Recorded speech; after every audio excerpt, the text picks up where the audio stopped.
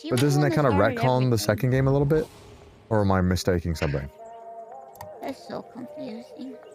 Yeah, I mean, I feel like it wrapped it up, but also gave me a lot more confusion. It didn't retcon. Okay. She just fucked everything up. She created the bond, not the big daddies. It was her that made the imprinting stuff. Oh. Oh my god. That was so confusing. But, I mean, it's kind of cool that Elizabeth for All was bigger and that she kind of completed the big daddies and started the whole cycle. Were we not told what completed the thing in the second game?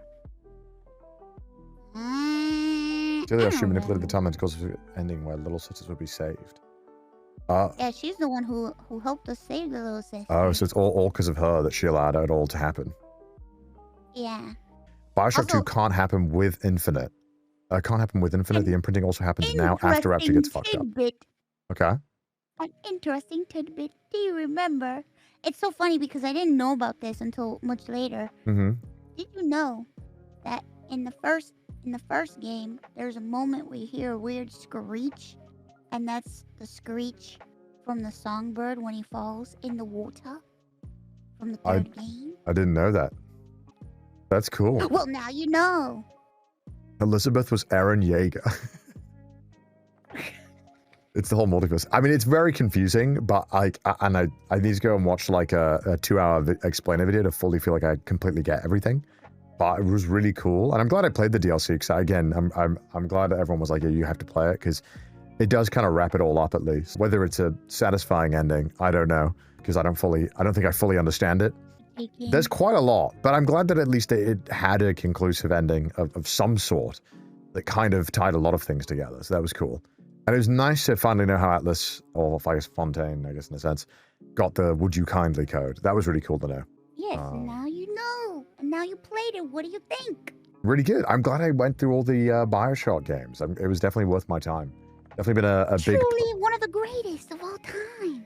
Yeah. I feel like it was like teenage me is like the thing he should have done, but just never did for whatever reason.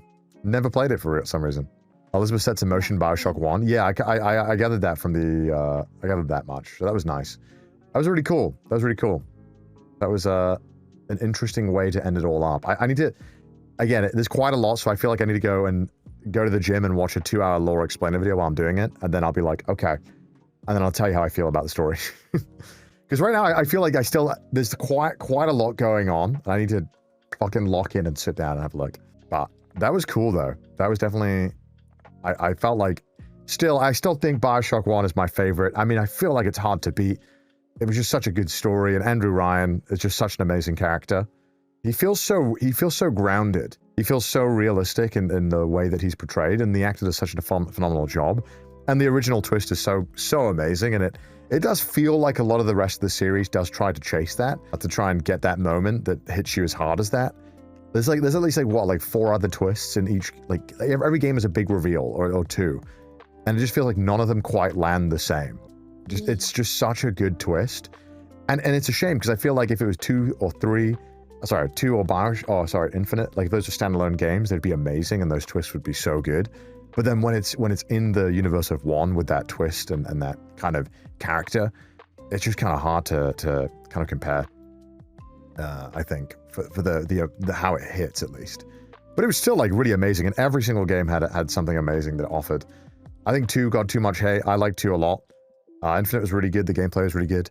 I like the world a lot, and 1 obviously just I think had the best story. I don't think that's very controversial. I think it's pretty hard to compare with it, but it was really cool to get to experience it, and it was fun because I feel like there are the stories that it was trying to tell. We don't also get to experience so many mind fuckery and mature stories like that. Feels like a rarity that we don't get them as often. But I'm glad. I am glad. It was nice to play a banger, a classic. I feel like I'm going through all the classics. And thank you, Mouse, for playing it, because I wouldn't have played it if Mouse hadn't played it. Thanks for joining me on all this journey as well. Of course, why wouldn't I? It's one of my favorite games. I know. That was a lot of fun though, chat. I'm glad to feel like I'm glad I didn't put off doing the DLC any longer, because I think I would have if any more time had passed, I would have done what I did to it with the Elden Ring DLC and just never gotten around to it. I'm glad we finished it. It feels like a nice ribbon on the series, and what a pleasure it was.